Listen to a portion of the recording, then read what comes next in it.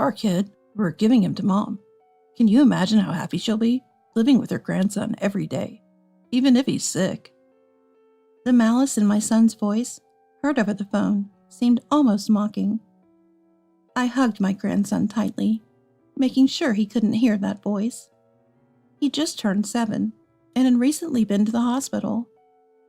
There, the doctors diagnosed him with a certain illness, and my son and his wife left him at my house. Coming home from work, my heart nearly leapt out of my chest at the sight of my grandson sitting dejectedly in front of the entrance. From my grandson himself, "I was abandoned by Dad and Mom because I'm sick." I wished he could understand what this feels like for me. I immediately called my son. His response was an audacious declaration of abandonment. His wife, presumably next to him, let out a vulgar laugh. "She's near the end of her life anyway. Let the old lady take care of him, if she's so worried about getting sick." She spewed harsher words than my son and hung up the phone laughing. The call cut off unilaterally, never connected again, and I resolved to care for my trembling grandson in my arms. I'll raise him. First off, my name is Scarlett. I'm 57 years old and employed. I married my husband at 22 and gave birth to our eldest son, Henry, the following year. My husband adored Henry, and our family of 3 lived happily. "He's so cute. I'm so happy to have such a cute child," my husband would say, beaming while holding Henry. But that happiness didn't last. When Henry was 2, my husband suddenly fell ill and passed away. I was inconsolable, but as a single mother, I had no time to grieve. I had to raise Henry alone. I worked hard and never remarried. Luckily, having been a full-time employee even before marriage, I managed to raise Henry without financial struggles. Henry is now 34. He works in a general company, but has always been somewhat frivolous and easily influenced. He landed his current job somewhat aimlessly, persuaded by a college senior. At 26, Henry married Hannah, a woman his age. Hannah was very strong-willed, and I never had a good impression of her, even during their courtship. For instance, Hannah frequently visited our home, but never once said hello or goodbye. One day, I gently brought this up. "Hannah, I'm glad you come to visit, but I'd appreciate it if you could at least say hello." Hannah responded with a sulky attitude. "Uh-huh. Why should I say that? I'm a guest. I'm doing you a favor by visiting. It's really annoying to be told what to do." I was taken aback by her defiance. "And Henry?" "Mom, don't be so stiff," he would say. I thought it was common sense to greet when visiting someone's home, but apparently it didn't apply to Hannah. Henry seemed completely under the dominant Hannah's influence. After Hannah left, I reiterated my earlier point to Henry. "Just let it go." He dismissed it.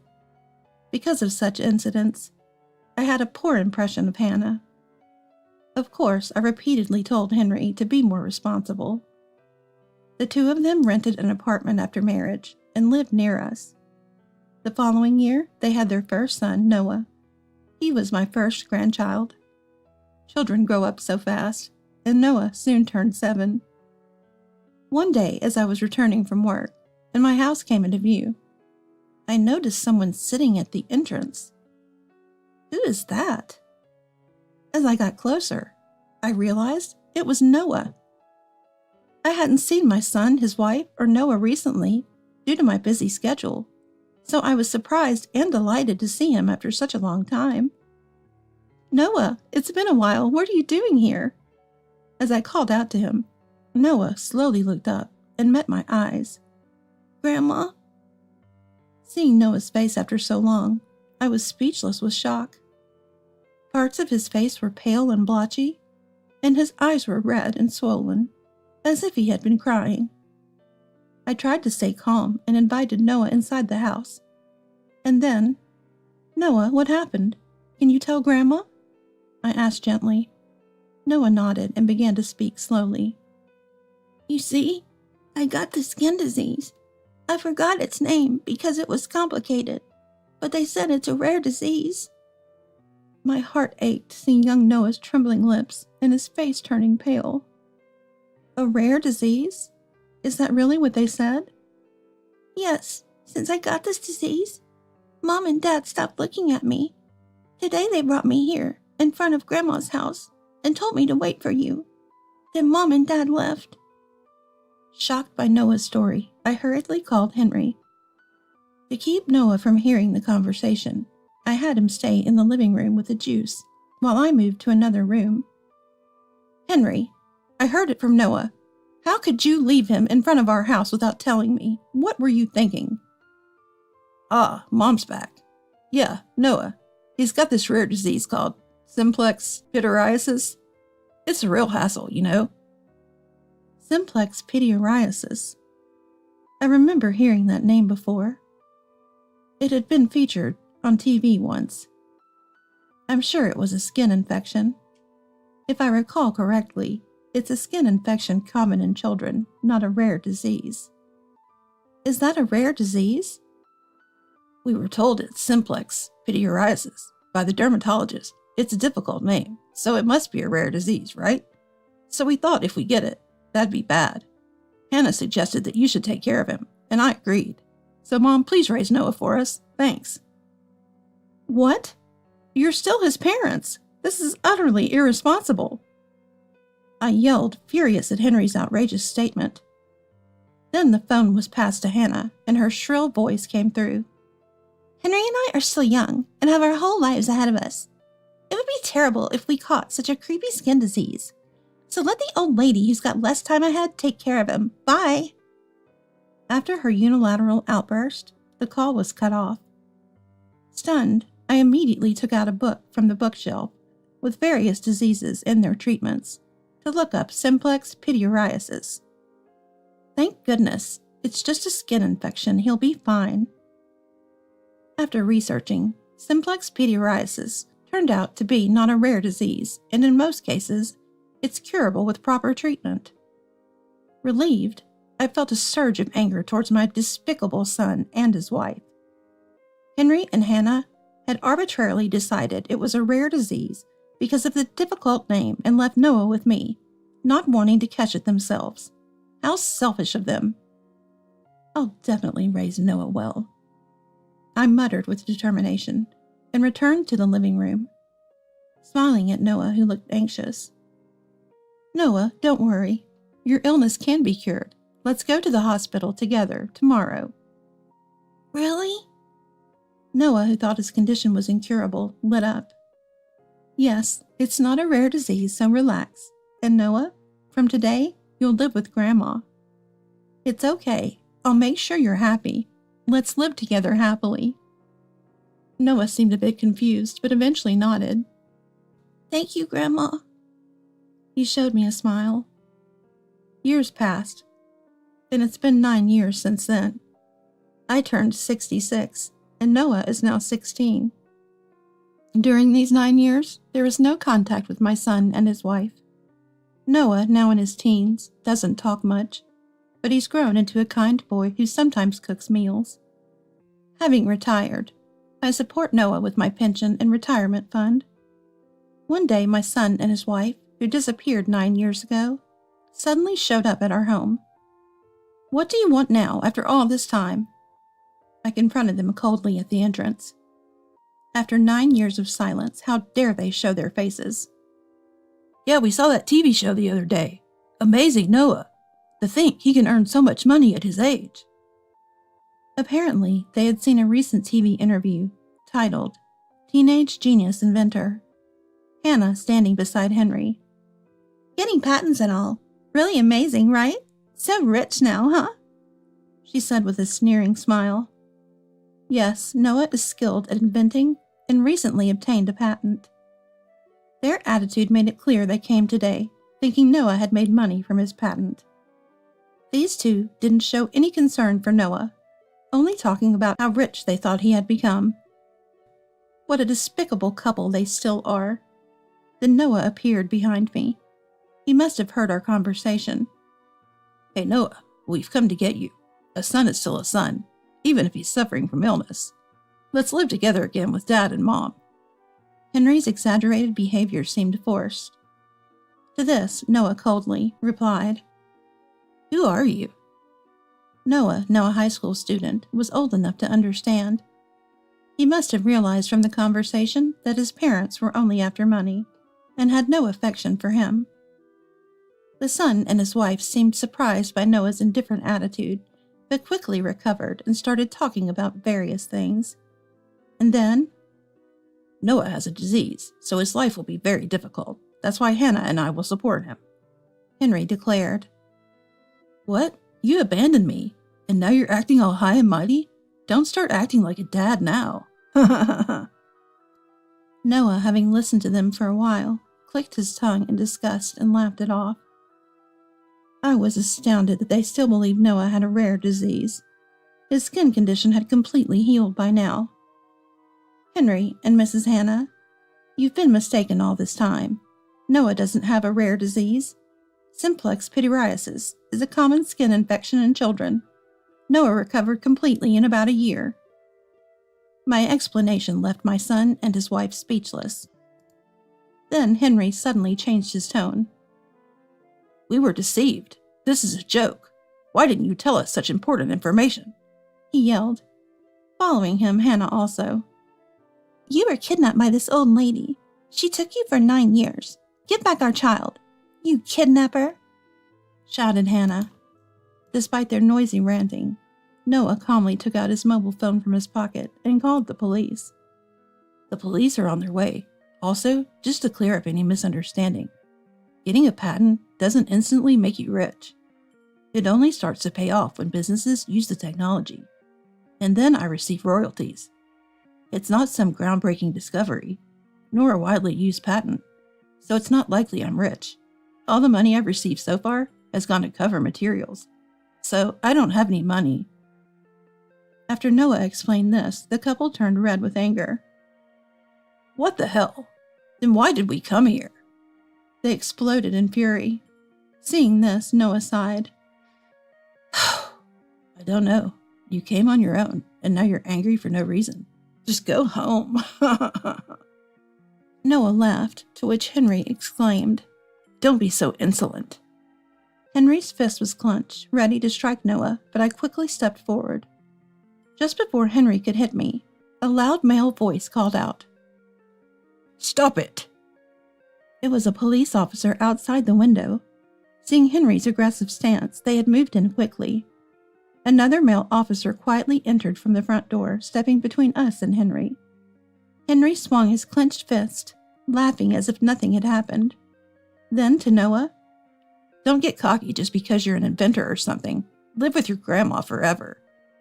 He spat out these words and left. The police asked about our well-being, to which we replied we were safe. After explaining the situation to them, they advised not to let my son and his wife into the house again, and I nodded in agreement. The police reassured us they would help if anything else happened. After the police left, worried about Noah's mental state. Are you okay? I asked. Even though he acted tough, being treated like that by his own parents must have hurt. But Noah said, It would be a lie to say I'm not shocked. I thought I knew my parents were the worst for abandoning me after misinterpreting a doctor's diagnosis as a serious illness. But I never thought they were both that stupid. Thinking I'd be rich just because of a patent, spouting nice words, did they really think I'd agree to live with them again? He sighed deeply, clearly displeased, and ruffled his hair. But the next moment, he narrowed his eyes and looked down at me. More importantly, Grandma, why did you try to protect me when I was about to be hit? I'm already 16 and bigger than you. I don't need protection. Noah told me this with an exasperated tone. I couldn't help but feel the same. What are you talking about? No matter how old you get, you want to protect your child. It's not about how big you are.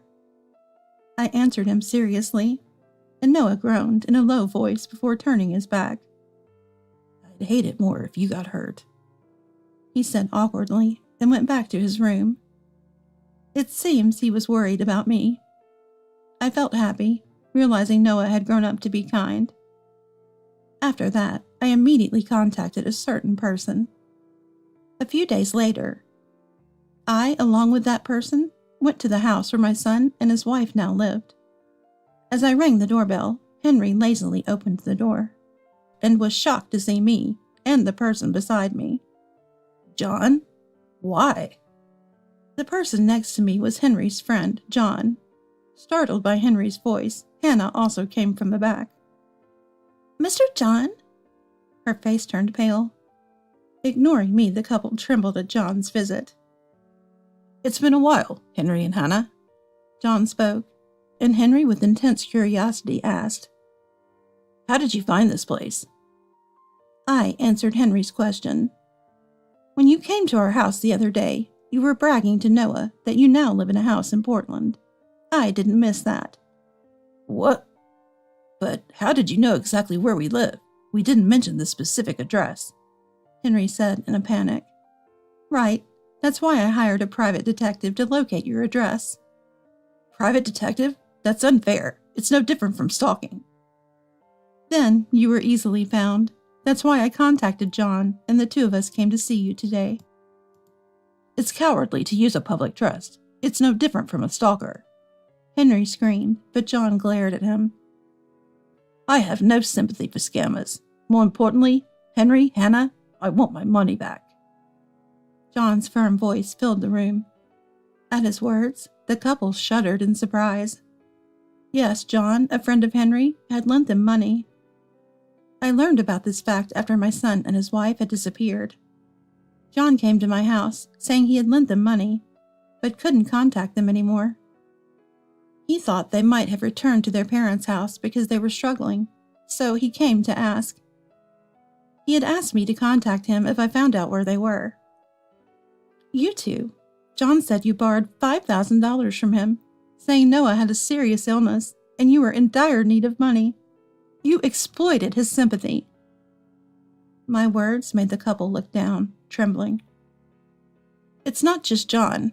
You borrowed money from many others, using the same story. And when repayment became difficult, you abandoned Noah and disappeared without paying anyone back. You've exploited people's kindness and done something truly despicable. No, but we really thought Noah had a serious illness. That's right. We borrowed the money because we believed that. The couple tried to excuse themselves, but I yelled at them, completely appalled. What are you saying? Even if you thought that, you didn't do anything for Noah's treatment. You took him to the dermatologist once and then just left him, not spending a single penny. Where's the money you borrowed from your friends? It's not used for treatment, so you must have it, right? Of course you don't. It must have been spent on your enjoyment. You are the worst as parents and human beings. Have some shame. The son and his wife fell silent. The reason you left Noah at my house wasn't because you were afraid of his illness being contagious, but to default on the money you borrowed from others. You started going on frequent trips and wearing only branded items months before you abandoned Noah. No, but we really didn't want to be around Noah because his illness was creepy. Even now, the couple kept making excuses, and their words were utterly despicable. I sighed deeply. Noah was lucky not to be raised by parents like you. Otherwise, he might have ended up with a distorted personality because of you. I'm glad he's grown up to be so kind and respectable. The couple looked sulky and unconvinced. John then said to them, I have a rough idea of the other friends who were victims, so I plan to contact them and start a class action lawsuit against you two. Be prepared. His tone was stern. A lawsuit? Wait a minute. Isn't that a bit too much? Too much? How? Unless you say right now that you'll repay me and everyone else in full. But you've already spent all that money, haven't you? John's questioning left the couple speechless. I never imagined I'd be betrayed by you, Henry, a longtime friend. After you two disappeared, I became distrustful of people for a while. I will never forgive you." John glared at them with hatred in his eyes. I also told my son and his wife, "You don't have to worry about Noah. He's a high school student now, capable of thinking for himself, so please don't contact him." And with that, I cut ties with him. Months later, despite being threatened, Henry and his wife still hadn't repaid the money. The couple faced a class action lawsuit from people they had borrowed money from. The amount each person loaned was less than $10,000, but it totaled a significant sum, leaving them unable to repay the debt. They had to sell the house they bought just a few years ago. Most of the proceeds went to the mortgage, and the little left was used to pay the compensation. I couldn't believe they had to sell their residence, their most valuable asset. But they had planned to come to my house, so they decided to sell it. I found out about this after the lawsuit had been going on for a while. Henry called me in a rage. "Mom, hey, our house is gone. What's going on?" "I sold it. Just like the for sale sign says. You can see that, right?" I had decided to sell the house and land even before they faced the lawsuit. The real estate agent advised that it's better to demolish the house and sell the land, as vacant plots are harder to sell these days. Following the advice, I demolished the house and sold the land quickly due to its good location. I used the money for moving expenses with Noah. Noah was attending a high school quite far from our old home, and the commute was long, so we moved closer to his school. After explaining this, Henry started shouting, "What? Where are you living now? We sold our house and have nowhere to go. We plan to live with you, so give us your address." "I won't tell you. One of the reasons I sold the house and land was to cut ties with you. I won't tell you where we live now, and I'm going to block your number, so don't contact us ever again." "That's too harsh." Behind a stunned Henry, I could hear Hannah's voice filled with despair. "The ones who are harsh are you two. It seems like you haven't reflected at all. But you should take some time to think about your actions and reflect. That's all I can say as a parent. Goodbye." With that, I hung up the phone and set it to block their calls. My estranged son and his wife eventually found an old apartment to live in, but it seems they're having a tough time. Afterwards, I consulted the lawyer, hired by John, and reconsidered my relationship with Noah. Until now, I had raised him as a substitute parent, being his grandmother. However, now Henry and his wife's presence was having a negative impact on Noah. So I thought about becoming Noah's parent legally, adopting him as my son. If recognized, I would need to split my inheritance between Noah and Henry when I pass away. This would be an effective way to prevent Henry from taking everything. I decided to confirm Noah's feelings. "Noah, I'm thinking about adopting you, not just as grandmother and grandson, but legally as mother and son. What do you think? Of course, I want to respect your feelings." After my question, Noah was silent for a while. "Yeah, I want to be officially your son." He smiled shyly. Having confirmed Noah's feelings, I contacted the family court with the help of the lawyer. Due to Henry and his wife's deplorable actions, the adoption was approved relatively easily.